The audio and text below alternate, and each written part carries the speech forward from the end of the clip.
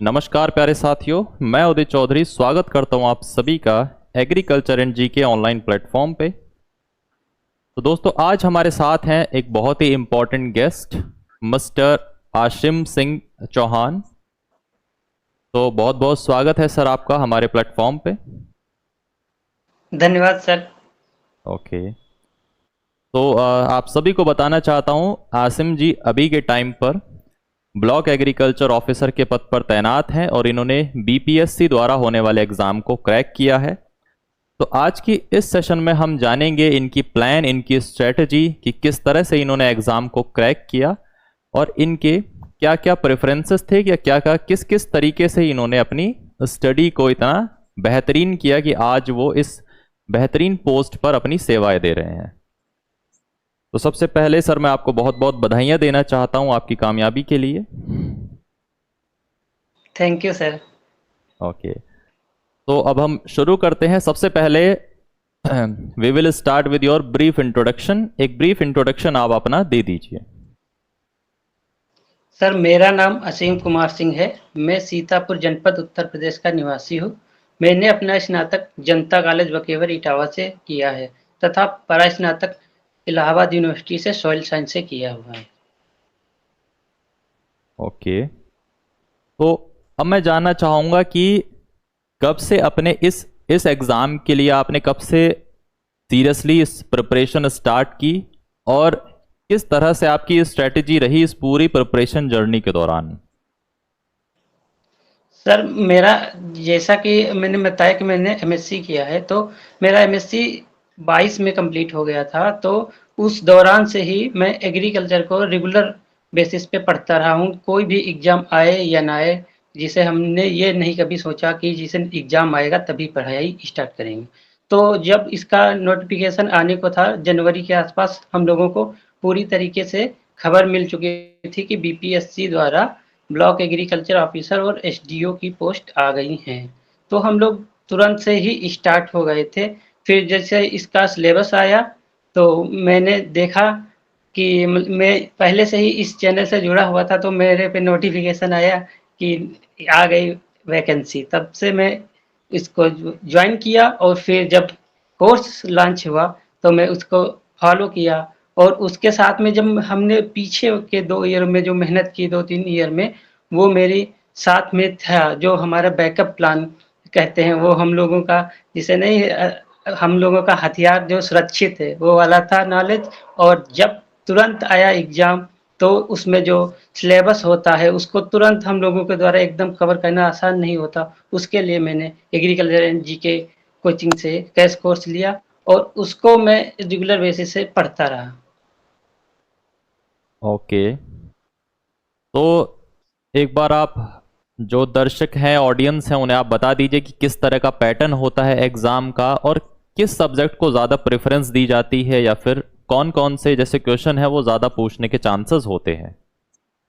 जैसा कि ये ब्लॉक एग्रीकल्चर ऑफिसर था, तो इसमें सर एमएससी जिन लोगों ने एग्रोनॉमी से किया है, तो उनको सबसे ज़्यादा फायदा हुआ। तो इसके साथ में जैसे हम इस एग्जाम को बताएंगे, उसके अलावा भी जो और भी एग्जाम होते हैं उनके बारे में भी मैं कहना चाहूँगा कि जिसे आप जब पढ़ाई स्टार्ट करते हैं, तो 3 सब्जेक्ट जो हमारे हैं, एग्रोनॉमी, हॉर्टिकल्चर, सॉइल साइंस, इनको आप मुख्यतः तैयार कीजिए। उसके अलावा आप जो सब्जेक्ट बच जाते हैं उनको आप नॉर्मली ट्रीट कर सकते हैं, लेकिन इनको आप एकदम पूरा 100% दीजिए। जैसे कि ये वाला एग्जाम हुआ तो उसमें एग्रोनॉमी की भरमार थी पूरा, और अभी बीएचओ हुआ उसमें हार्टिकल्चर की थी। तो इसी प्रकार से है, जो भी एग्जाम होते हैं आप उसमें सब्जेक्ट की वरीयता देख लीजिए।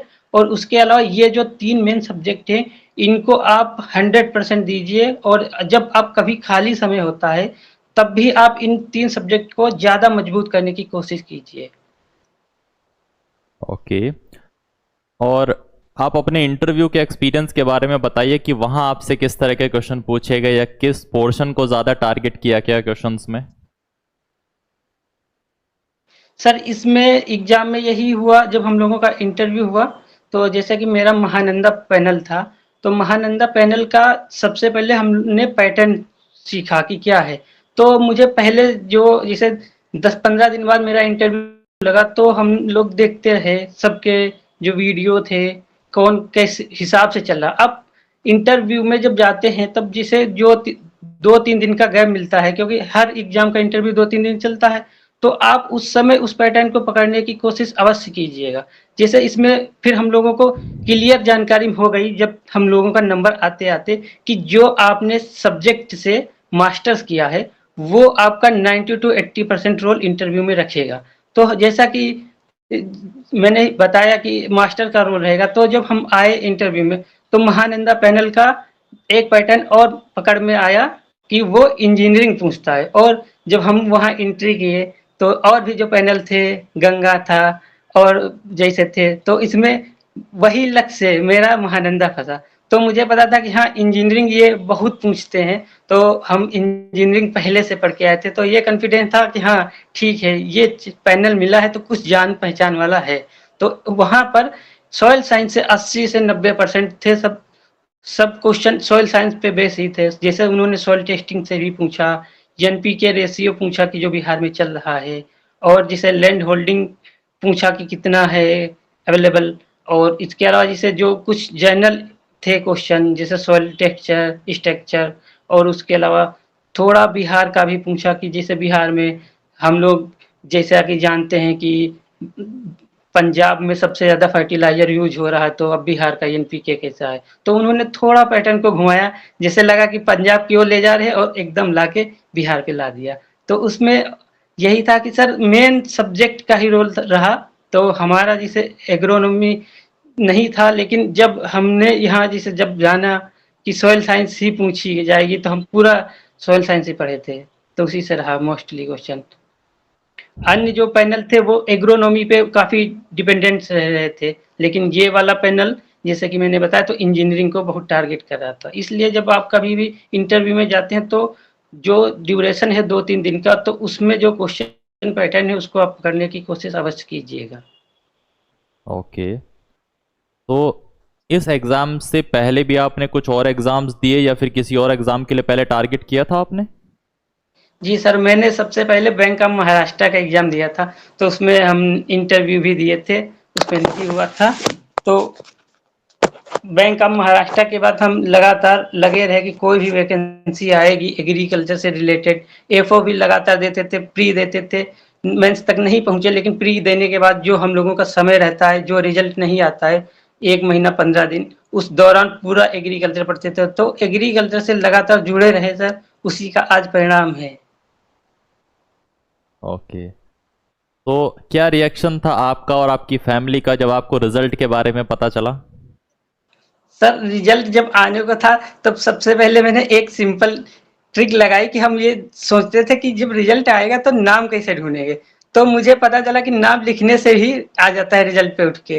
तो फैमिली तो मेरे पास नहीं थी, क्योंकि मैं जिला स्तर पे रूम लेके रुक रहा था, तो मेरे साथ एक सीनियर थे जो वो साथ में थे। तो हम सोचे कि जैसे रिजल्ट आएगा तुरंत मैं नाम डालूंगा अपना, और मेरा नाम असीम है तो यूनिक जैसा नाम है, किसी से रिपीट नहीं होता है। जब मैंने सर डाला तो पहले पेज पे ही मेरा नाम आ गया, तो बहुत खुशी हुई। और लाइफ में पहली बार बीपी मेरी हाई हुई उस दिन, खुशी के मारे सर। ओके। तो अब आप मुझे ये बताइए कि ऐसा आपको क्या लगता है कि आपकी ये मेजर स्ट्रेंथ थी जिसने आपको पूरी प्रिपरेशन जर्नी में बहुत ज़्यादा हेल्प की और आपके एग्ज़ाम को क्रैक करने में भी वो बहुत ज़्यादा इंपॉर्टेंट रोल उसने प्ले किया? सर जिस दौरान नोटिफिकेशन किसी भी एग्जाम का नहीं आता है, उस दौरान आप रेगुलर यदि लगे रहते हैं तो आपकी वो मेहनत, और जब नोटिफिकेशन आता है तो आपके अंदर से वो एकदम ऊर्जा जो आती है पढ़ने की। जैसे हम लोग नॉर्मली जो 8 घंटा पढ़ते हैं, नोटिफिकेशन आएगी तो 10-12 खींच देंगे आराम से। तो वही वाला सब था कि जो पुराना था, पुराने समय में भी मेहनत की, और जब प्रेजेंट आया तो प्रेजेंट में हमने अपनी मेहनत को थोड़ा लेवल अप कर दिया। तो उसी का सर परिणाम है कि हम सफल हुए हैं। ओके। सो अभी आप बिहार में पोस्टेड हैं और आप रहने वाले उत्तर प्रदेश के हैं। जी सर। तो जैसे आपकी पोस्टिंग हुई तो शुरुआत में कुछ ऐसे चैलेंजेस जो आपने फेस किए हो या कुछ ऐसा वहां पर आपको लगा हो कि हाँ थोड़ा प्रॉब्लमेटिक है ये उत्तर प्रदेश वालों के लिए यहाँ पर? नहीं सर, प्रॉब्लमेटिक कुछ नहीं है। हम लोग जैसे जब नंबर के हिसाब से यहाँ प्रेफ़रेंस दिया गया कि आप कौन-सा डिस्ट्रिक्ट पाएँगे, जैसे नंबर आपके आए, तो मैं बिहार सरकार को और बीपीएससी को दोनों को धन्यवाद दूँगा कि उन्होंने नंबर के हिसाब से प्रेफ़रेंस दिया, जिससे मुझे बक्सर जिला जो कि अपने उत्तर प्रदेश से टच करता है, वही मुझे मिला है और यहाँ की लैंग्वेज भी लगभग अपने उत्तर प्रदेश से मिलती है क्योंकि अपने उत्तर प्रदेश में हम लोग प्रयागराज से जब पढ़ाई किए हैं, वहाँ से भी हल्की भोजपुरी स्टार्ट हो जाती है। तो यहाँ भोजपुरी मिक्सअप है और अपना जो पड़ोसी राज्य है तो उससे भी लैंग्वेज यहाँ मिक्सअप है, तो हिंदी और भोजपुरी का मिश्रण है, तो उससे आराम से हम लोग पब्लिक से भी डील कर लेते हैं और बहुत अच्छे से यहाँ हम लोग सर्वाइव कर रहे हैं, कोई प्रॉब्लम नहीं है।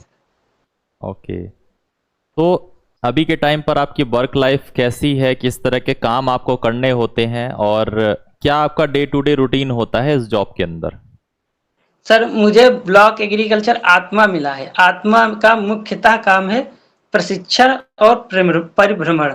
तो प्रशिक्षण परिभ्रमण में हम लोग 2 प्रकार से कराते हैं, जिसे जो हमारा है स्टेट के अंदर और स्टेट के बाहर। तो उसमें सर हम लोग जैसे होते हैं, जो भी मेन इंस्टीट्यूट हैं जो ट्रेनिंग कराते हैं, कहीं मेला लगाया है, तो उन पे मेन हम लोगों का यही है कि उन जगह पे हम लोग किसान भेजें और जो जिला में ट्रेनिंग होती है उनमें अच्छे ट्रेनर को हम लोग लाते हैं, चाहे केवीके से हो, चाहे महाविद्यालय से हो या खुद भी मैं समय देता हूँ। तो मेरा यही मुख्यतः काम है प्रशिक्षण और प्रशिक्षण का। ओके। और डे टू डे मतलब जैसे ऑफिस टाइमिंग या फिर ऐसा क्या रहता है आपका? सर ऑफिस टाइमिंग 10 से 5 ही है और उसके अलावा इसमें थोड़ा पब्लिक से इन्वॉल्व होने का मौका मिलता है। जब हम लोग ट्रेनिंग कराते हैं तो किसान अपनी बिल्कुल जेन्युइन प्रॉब्लम लेके आते हैं, जैसे किसी को पशुपालन करना है तो हम लोग पशुपालन का ट्रेनिंग कराते हैं, किसी को बकरी पालन करना है तो हम लोग बकरी पालन का कराते हैं, तो हम लोग मशरूम पालन, जो मशरूम की खेती है उसको भी कराते हैं। तो हम लोगों को वर्क प्रोफाइल के साथ साथ जो हमारा मध्यम से लघु किसान है उससे जुड़ने का मौका मिलता है, उनके दर्दों को समझने का मौका मिलता है, तो बहुत अच्छा लगता है एक्सपीरियंस शेयर करके उनके साथ। ओके। तो अब मैं जानना चाहूँगा कि एग्रीकल्चर और जीके संस्थान ने आपकी किस तरह से हेल्प की इस पूरी प्रिपरेशन जर्नी में? सर जब इसका नोटिफिकेशन आया तब नोटिफिकेशन से लेके फाइनल इंटरव्यू तक एग्रीकल्चर एंड जीके ने मेरा हाथ पकड़ के रखा। और जब पढ़ने की बात किया जाए तो जब इसमें जो कोर्स लॉन्च हुआ तो उसमें कभी कभी ये हो जाता था कि हम लोगों की क्लास छूट गई जैसे आज की, तो उनका भी पीडीएफ जो रहता है उनके द्वारा मैंने कवर किया।